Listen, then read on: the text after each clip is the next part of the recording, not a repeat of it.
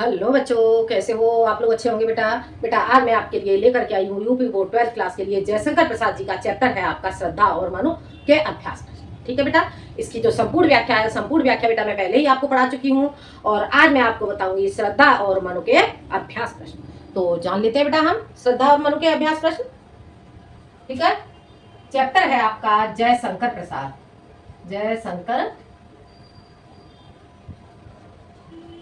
प्रसाद, जयशंकर प्रसाद का चैप्टर है आपका श्रद्धा मन। ठीक है बेटा, श्रद्धा मन। और आज हम जानेंगे इसके अभ्यास प्रश्न, अभ्यास प्रश्न। ठीक है बेटा, आज हम इसके अभ्यास प्रश्न जानेंगे। तो जान लेते हैं बेटा हम। सबसे पहले हम देखेंगे बेटा जो इसका का खंड है बेटा, इनका जो चैप्टर था आपका गीत, उसके मैं अभ्यास प्रश्न आपको बता चुकी हूँ और खा खंड से इसके आपके दिए गए हैं। अब मैं इसमें श्रद्धा और मनुष्य। ठीक है बेटा, तो देख लेते हैं हम खा खंड को। नील परिधान बीच सुकुमार खुल रहा मृदुल, अधखुला अंग खिला हो ज्यों बिजली का फूल, मेघ बन बीच गुलाबी रंग, ओह वह मुख पर शिव के व्योम, बीच बीच जब घरते हैं घन श्याम अरुण रवि मंडल, उनको वेद दिखाई देता हो छवि राम। ठीक है, ये इनका हो जाता है पद्यांश। और अब हमें इससे अभ्यास प्रश्न करने होंगे। तो जान लेते हैं बेटा हम इसके अभ्यास प्रश्न। तो शुरुआत करेंगे हम बेटा नील परिधान, और नील परिधान से लेकर के छविराम। ठीक है, खा खंड है आपका नील से लेकर के छविराम, छविराम। ठीक है बेटा, ये हो जाता है आपका। अब हम इसके प्रश्न जानते हैं बेटा। तो पहला क्वेश्चन आपका क्या हो जाता है, प्रस्तुत पद्यांश के कवि और शीर्षक का नाम लिखिए। ठीक है, प्रस्तुत पद्यांश का शीर्षक और कवि का नाम लिखिए। ठीक है, तो हम इसे करेंगे। पहला क्वेश्चन आपका हो जाता है पद्यांश के शीर्षक का नाम, शीर्षक का नाम। ठीक है बेटा, और इसमें आप लिखोगे जयशंकर प्रसाद, जयशंकर प्रसाद। ठीक है बेटा, और अगला हो जाता है आपका पद्यांश के कवि का नाम, कवि का नाम। ठीक है बेटा, पद्यांश के कवि का नाम हो जाता है, सॉरी बेटा मैंने ये उल्टा लिख दिया, यहाँ पर शीर्षक का नाम आएगा आपका श्रद्धा और मनु। ठीक है, इसमें लिखोगे आप शीर्षक का नाम श्रद्धा और मनु, श्रद्धा मनु। ठीक है बेटा, और कवि का नाम हो जाएगा जयशंकर प्रसाद, जयशंकर प्रसाद। आगे बेटा समझ में क्या हो जाता है, पद्यांश के शीर्षक का नाम श्रद्धा और मनु जो कामायनी से लिया गया है, और यह है आपका पद्यांश के कवि का नाम जयशंकर प्रसाद। ठीक है बेटा, आगे समझ में ये क्वेश्चन आपका हो जाता है। अब हम चलते हैं अगले क्वेश्चन की ओर। अगला क्वेश्चन क्या है आपका, उपर्युक्त कविता में किसके रूप का वर्णन किया गया है। ठीक है, तो इसका उत्तर लिखेंगे आप। सेकंड क्वेश्चन उत्तर, उपर्युक्त कविता में, उपर्युक्त कविता में, उपर्युक्त कविता में किसके रूप का वर्णन है। ठीक है, तो उपर्युक्त कविता में श्रद्धा के रूप का वर्णन है। आगे बेटा समझ में क्वेश्चन क्या था आपका, क्वेश्चन था उपर्युक्त कविता में किसके रूप का वर्णन है, तो उपर्युक्त कविता में श्रद्धा के रूप का वर्णन है। अब हम देखते हैं बेटा अगला क्वेश्चन है हमारा तीसरा क्वेश्चन। ठीक है बेटा, अब हम तीसरा क्वेश्चन जानेंगे बेटा। तो हम इसे कैसे करेंगे जान लेते हैं। बिजली के फूल से क्या तात्पर्य है। ठीक है, तो बिजली के फूल से क्या तात्पर्य है, श्रद्धा। तो बिजली के फूल से क्या तात्पर्य है, बिजली के फूल से तात्पर्य, बिजली के फूल से तात्पर्य, तात्पर्य श्रद्धा के आकर्षक युक्त, आकर्षक युक्त, आकर्षक युक्त गौर वर्ण, गौर वर्ण, आकर्षक युक्त गौर वर्ण वाले सुंदर शरीर से, गौर वर्ण वाले सुंदर शरीर से है। आगे समझ में? बिजली के फूल से तात्पर्य श्रद्धा के आकर्षक युक्त गौर वर्ण वाले सुंदर शरीर से है। आगे समझ में? ये क्वेश्चन आपको समझ में आ जाता है। अब हम चलते हैं बेटा अगले क्वेश्चन की ओर। ठीक है, बिजली के फूल, इसे आप बेटा कॉमा में बंद कर दोगे। ठीक है, तो अब हम चलते हैं बेटा अगले क्वेश्चन की ओर। अगला क्वेश्चन हमारा क्या बन जाता है, जान लेते हैं।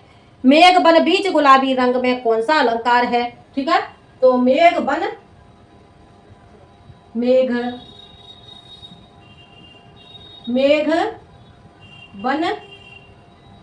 बीच गुलाबी रंग, बीच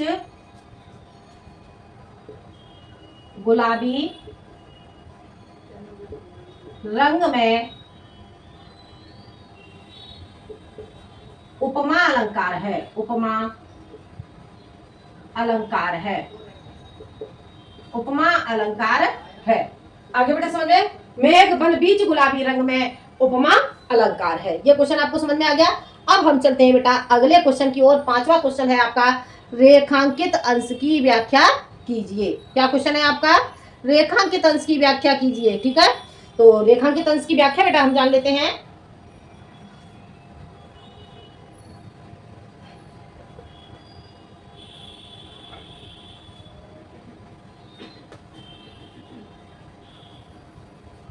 देखो, क्वेश्चन हो जाता है आपका, पांचवा क्वेश्चन है रेखांकित अंश की व्याख्या। अंश की व्याख्या।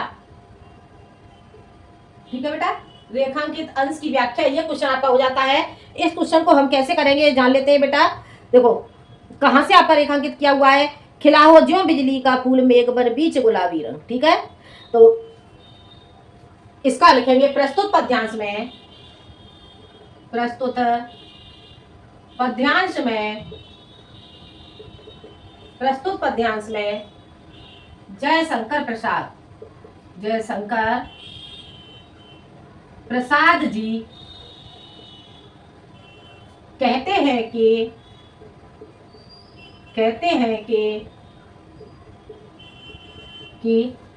श्रद्धा का अध खुला शरीर, अध खुला शरीर ऐसे प्रतीत हो, अध खुला शरीर ऐसे प्रतीत हो रहा था, ऐसे लिखोगे, ऐसे प्रतीत हो रहा था,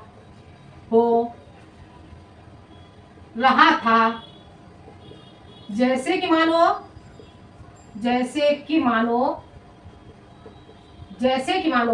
ऐसे प्रतीत हो रहा था, जैसे कि मानो, क्या है आगे देख लेते हैं। जैसे कि मानो मेघ बन बीच गुलाबी रंग, बादलों के बन के बीच में, जैसे कि मानो बादलों के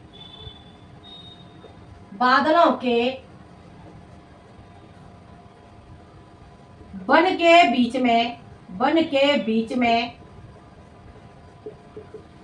में क्या कहा गया है, खिला हो ज्यों बिजली का फूल। बादलों के बीच में कोई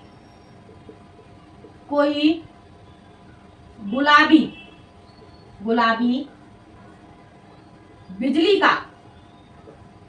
बिजली का पुष्प खिल रहा हो।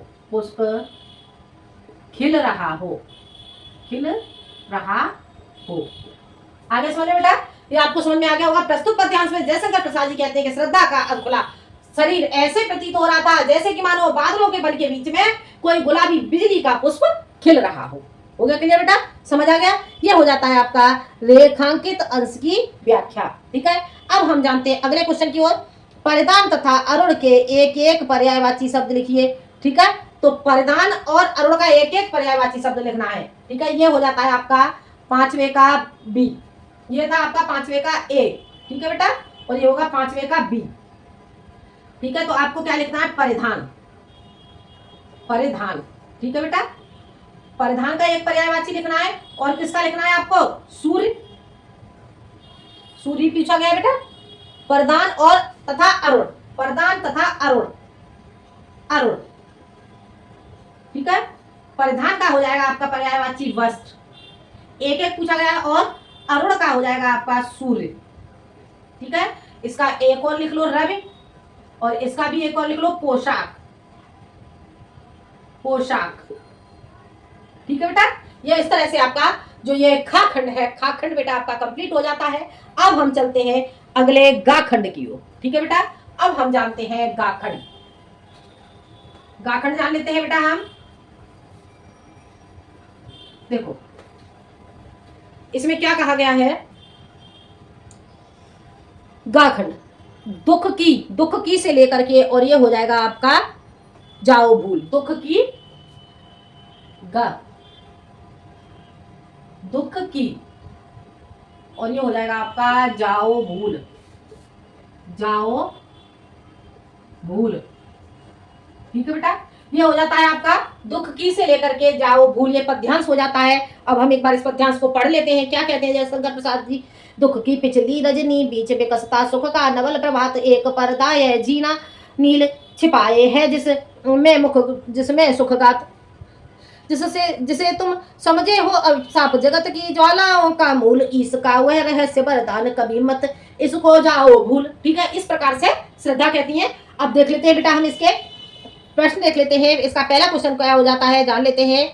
उपर्युक्त पद्यांश के कवि एवं कविता का नाम लिखिए। तो बेटा ये वाला मैं क्वेश्चन आपको पहले ही बता चुकी हूँ। कवि का नाम हो जाएगा आपका जयशंकर प्रसाद, और कविता का नाम हो जाएगा श्रद्धा और मन, ठीक है, श्रद्धा मन। आगे समझ में, ये क्वेश्चन आपको समझ आ गया होगा। अब हम चलते हैं अगले क्वेश्चन के लिए। श्रद्धा किसके हताश मन को प्रेरणा दे रही है? तो इसका हो जाएगा आपका सेकंड क्वेश्चन। श्रद्धा मन के हताश मन को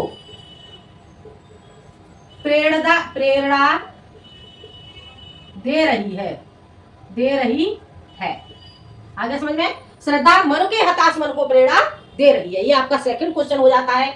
अब चलते हैं हम अगले क्वेश्चन की ओर। अगले क्वेश्चन में क्या कहते हैं देखते हैं हम। अगला क्वेश्चन क्या हो जाता है, इस पद्यांश में किस प्रसंग का वर्णन है? इस पद्यांश में किसके प्रसंग का वर्णन किया गया? इसका प्रसंग क्या है इस पद्यांश का? तो इसका प्रसंग लिखेंगे बेटा, इसका उत्तर लिखेंगे। उत्तर श्रद्धा द्वारा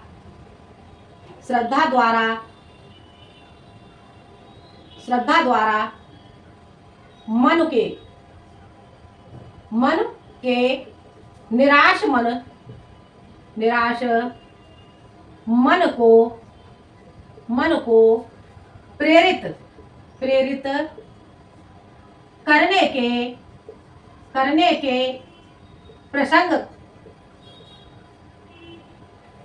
करने के प्रसंग का वर्णन किया गया है। आगे समझ में, श्रद्धा के प्रस्तुत पद्यांश का प्रसंग क्या हो जाता है? प्रस्तुत पद्यांश में श्रद्धा द्वारा निराश मन को प्रेरित करने के प्रसंग का वर्णन किया गया है, ठीक है। इसमें लिखोगे पहले प्रस्तुत पद्यांश में श्रद्धा द्वारा निराश मन को प्रेरित करने के प्रसंग का वर्णन किया गया है। हो गया क्लियर? समझ आ गया? यह हो जाता है आपका इस क्वेश्चन का प्रसंग। अब हम चलते हैं बेटा अगले क्वेश्चन की ओर। एक पर्दा यह जीना नील, एक पर्दा यह जीना नील, ठीक है। इस पंक्ति में कौन सा अलंकार है? एक पर्दा यह जीना नील, ठीक है। एक पर्दा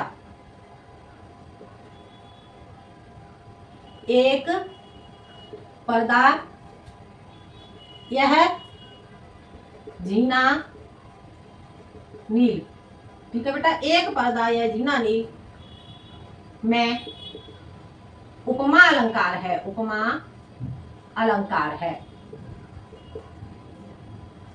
आगे बेटा समझ में, क्या क्वेश्चन था आपका? क्वेश्चन था आपका एक पर्दा यह जीना नील, एक पर्दा यह जीना नील में नील, इस पंक्ति में कौन सा अलंकार है? तो एक पर्दा यह जीना नील में उपमा अलंकार है, इस पंक्ति में उपमा अलंकार है, ठीक है बेटा। ऐसे लिखोगे, एक पर्दा यह जीना नील, इस पंक्ति में उपमा अलंकार है। हो गया क्लियर? समझ आ गया? ये क्वेश्चन आपका हो जाता है। अब हम चलते हैं बेटा अगले क्वेश्चन की ओर। अगला क्वेश्चन क्या है आपका? रेखांकित अंश की व्याख्या कीजिए, ठीक है। अगला क्वेश्चन आपका हो जाता है रेखांकित अंश की व्याख्या, ठीक है। आपको क्या करना होगा? रेखांकित अंश की व्याख्या करनी है। तो जान लेते हैं बेटा हम रेखांकित अंश की व्याख्या। ठीक है, क्वेश्चन हो जाता है आपका 5वां ए, रेखांकित अंश की व्याख्या, अंश की व्याख्या। ठीक है बेटा, रेखांकित अंश की व्याख्या। अब इसमें क्या कहते हैं जयशंकर प्रसाद जी, जान लेते हैं। इसका रेखांकित देख लेते हैं। रेखांकित कहां से कहां तक किया गया? कर्म का भोग, भोग का कर्म, यही जड़ का चेतन आनंद। ठीक है बेटा, सॉरी ये मैं आगे पहुंच गई। ये मैंने आपका भागखंड का बताया। ये है आपका दुख की पिछली रजनी बीच विकसता सुख का नवल प्रभात। ठीक है, दुख की पिछली रजनी बीच विकसता सुख का नवल प्रभात। यह क्वेश्चन आपको करना होगा। तो इसे आप करेंगे तो कैसे करेंगे जान लेते हैं बेटा। इसका हम प्रस्तुत पद्यांश में, प्रस्तुत पद्यांश में जयशंकर प्रसाद, जयशंकर प्रसाद जी कहते हैं कि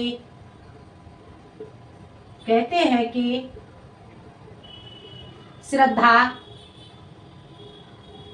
मन को समझाते हुए कहती है कि जिस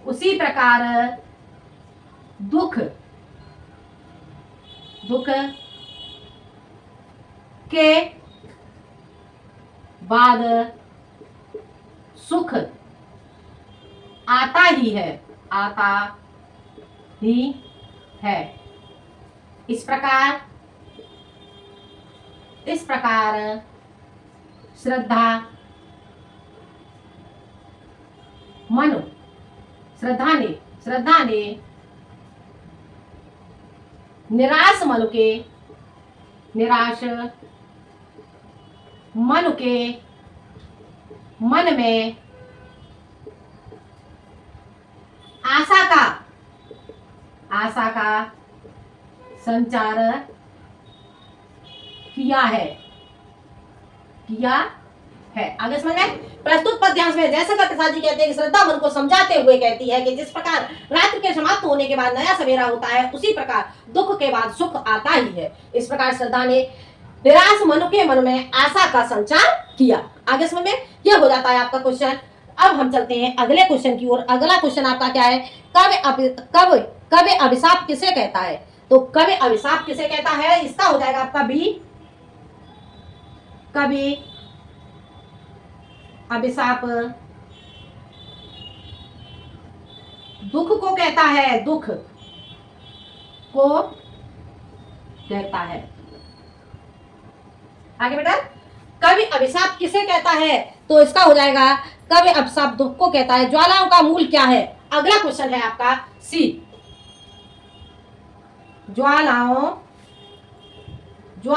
का मूल। ज्वालाओं का मूल क्या है? तो ज्वालाओं का मूल दुख है। आगे बेटा समझ में? यह क्वेश्चन आपको समझ आ गया होगा। अब चलते हैं हम अगले क्वेश्चन की ओर। अगला क्वेश्चन है ईश का कैसा वरदान है? डी क्वेश्चन, ईश का कैसा वरदान है? तो हम जानते हैं, अब हम डी क्वेश्चन जान लेते हैं। 5वें का डी, ईश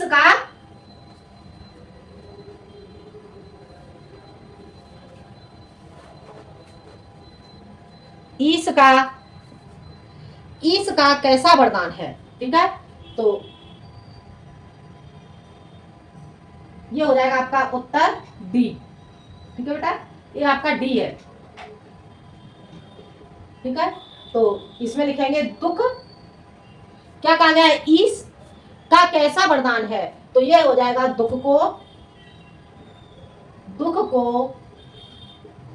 ईश का वरदान बताया गया है, वरदान बताया गया है क्योंकि दुख के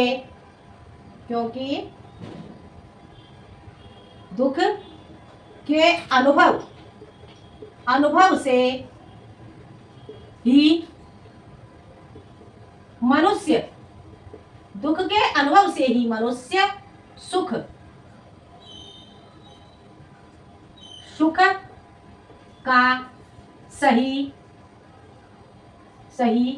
मूल्य समझता है।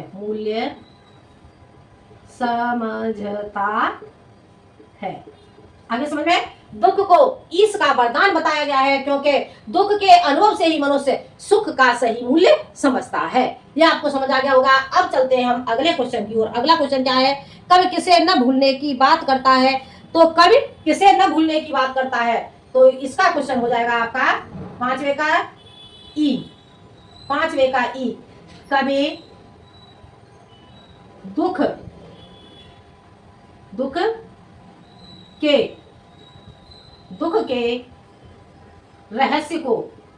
दुख के रहस्य को कभी न भूलने की बात करता है। आगे समझ में, कभी दुख के रहस्य को कभी न भूलने की बात करता है। आगे समझ में, यह हो जाता है बेटा आपका घा खंड कंप्लीट हो जाता है। गा खंड, ठीक है बेटा, ये आपका गा खंड कंप्लीट हो जाता है। और अब हम चलते हैं अगले घा खंड की ओर। ठीक है बेटा, तो हम जान लेते हैं घा खंड। देखते हैं हम अगला घा खंड।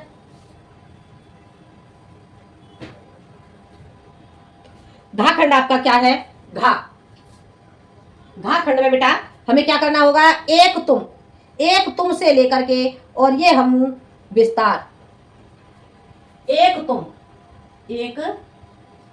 तुम से लेकर के ये हो जाएगा विस्तार। आगे समझ बेटा, ये आपका हो जाता है। अब हमें क्या करना होगा, पहले हम इसके पद्यांश को पढ़ लेते हैं। एक तुम ये विस्तृत भूखंड प्रकृति वैभव से भरा अमंद कर्म का भोग का कर्म, यही जड़ का चेतन आनंद, अकेले तुम कैसे असहाय यजन में कर सकते, तो तुच्छ विचार तपस्वी आकर्षक से हीन कर सके नहीं आत्म विस्तार। ठीक है, ये हो जाता है इनका पद्यांश। और अब हमें क्या करना होगा, अब हम इसके अभ्यास प्रश्न देखते हैं। प्रस्तुत पद्यांश के कवि एवं कविता का नाम लिखिए। तो ये क्वेश्चन बेटा आप कर ही लोगे।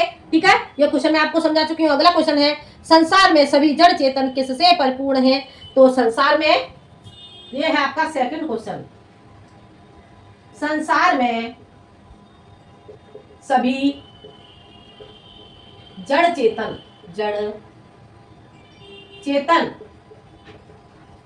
आनंद से परिपूर्ण है। आनंद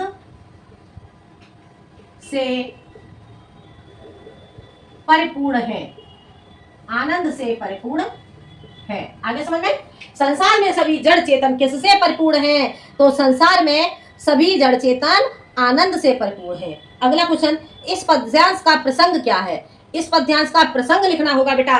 तो हम जानते हैं इसका प्रसंग। ठीक है, तो इसमें लिखेंगे उत्तर इसका प्रसंग। ठीक है, तो इसमें लिखेंगे प्रस्तुत पद्यांश में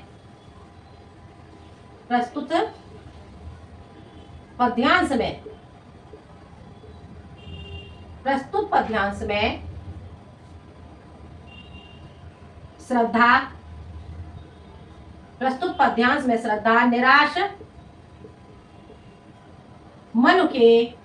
मन में आशा की किरण, आशा की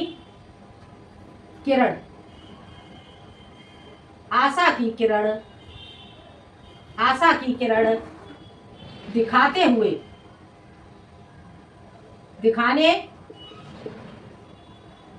दिखाने का का प्रयास कर रही है, प्रयास कर रही है। आगे समझ में क्या हो जाता है? प्रस्तुत पद्यांश में श्रद्धा निराश मनु के प्रस्तुत पद्यांश में श्रद्धा निराश मनु के मन में, मनु के निराश मनु के मन में, ऐसे लिखोगे निराश मनु के मन, ठीक है। निराश मनु के मन में आशा की किरण दिखाने का प्रयास कर रही है, या ऐसे लिखोगे प्रस्तुत पद्यांश में श्रद्धा निराश मनु के मन में आशा की किरण प्रकाशित करने का प्रयास कर रही है। ये हो जाता है इसका प्रसंग। अगला क्वेश्चन है प्रकृति वैभव से भरा अमंद, इस पंक्ति में का क्या अर्थ है? प्रकृति वैभव से भरा अमंद, ठीक है। तो इसका हम लिखेंगे, देखते हैं फोर्थ क्वेश्चन क्या हो जाता है। प्रकृति वैभव से भरा, प्रकृति वैभव से भरा अमंद, इस पंक्ति का क्या अर्थ है? प्रकृति वैभव से भरा अमंद, अमंद में यही है ना, देख लेते हैं एक बार। अमंद में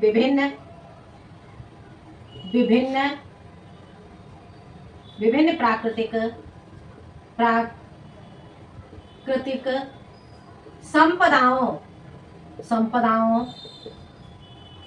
से युक्त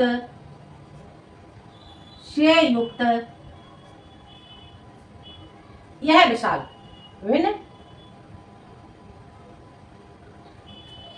प्रकृति, इस पंक्ति का अर्थ है, ऐसे लिखोगे अमंद।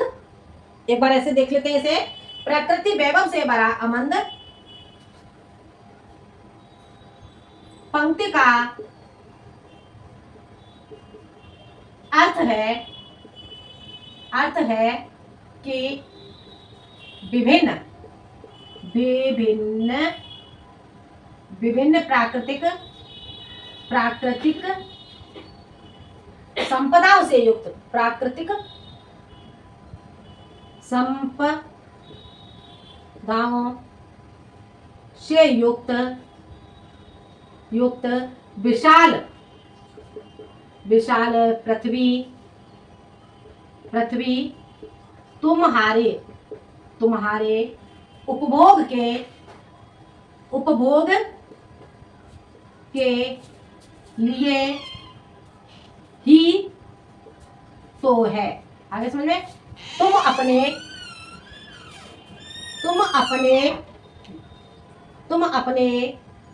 कर्म और कठोर परिश्रम से इस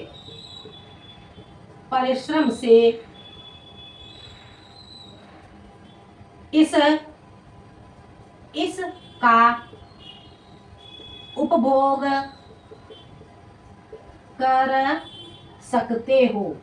कर सकते हो। आगे समझ में क्या कहते हैं? प्रकृति वैभव से भरा अमंद पंक्ति का अर्थ है कि विभिन्न प्रकृति संपदाओं से युक्त विशाल पृथ्वी पर तुम्हारे उपभोग के लिए ही तो है। तुम अपने कर्म और कठोर परिश्रम से इसका उपभोग कर सकते हो। आगे समझ में। अब आ जाते हैं बेटा हम अगले क्वेश्चन की ओर। ये हो जाता है आपका लास्ट क्वेश्चन घा खंड का, ठीक है। तो हम जानते हैं घा खंड का लास्ट क्वेश्चन, देखते हैं घा खंड का लास्ट क्वेश्चन। रेखांकित अंश की व्याख्या, रेखांकित अंश की व्याख्या, ठीक है बेटा, यही क्वेश्चन है आपका, रेखांकित अंश की व्याख्या। अब आपको क्या करना है, अब आप इस क्वेश्चन को देखोगे तो कैसे करोगे, रेखांकित अंश की व्याख्या कीजिए। अब इसे हम जान लेते हैं, इसमें रेखांकित किया गया है कर्म का, भोग का कर्म, यही जड़ का चेतन आनंद, ठीक है बेटा। तो अब हम इसे करेंगे, इसका अर्थ हम लिखेंगे तो क्या कहते हैं इसमें, प्रस्तुत पद्यांश में, प्रस्तुत पद्यांश में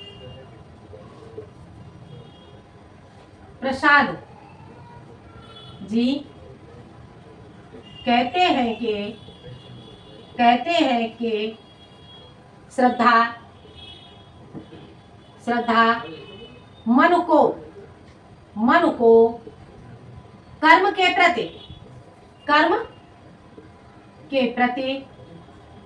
प्रेरित करते हुए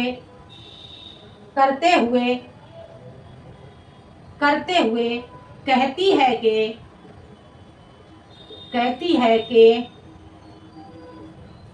हम अपने वर्तमान जीवन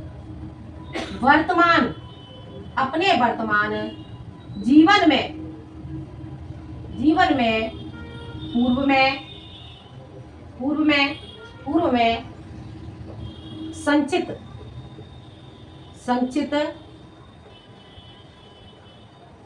कर्मों के फल को भोगते हैं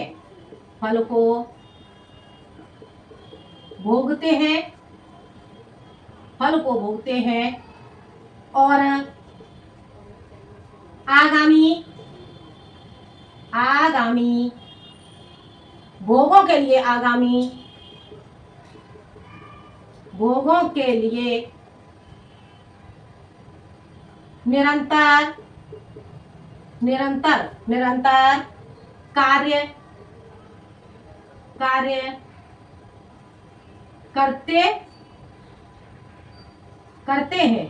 उसी प्रकार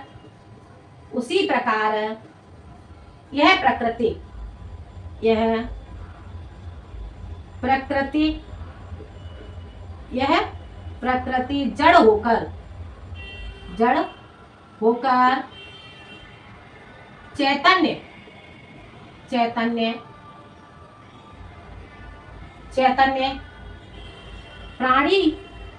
जड़ होकर चैतन्य प्राणी के समान आनंद